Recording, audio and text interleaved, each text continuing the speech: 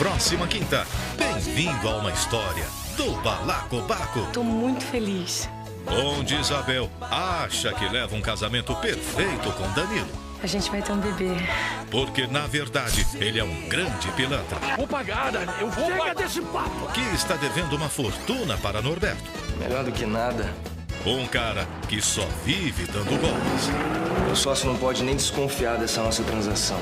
Mas que precisa abrir o olho com as gêmeas Diva e Doris. Eu vou lá passar na casa da mamãe pra cuidar dos meus business. A grana do Norberto? Isso mesmo.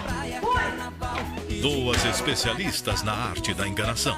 Vamos levar o kit golpe básico e pronto.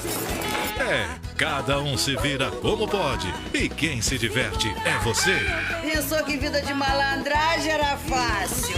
De Gisele Joras, Balacobaco. Estreia próxima quinta, 10h15 da noite.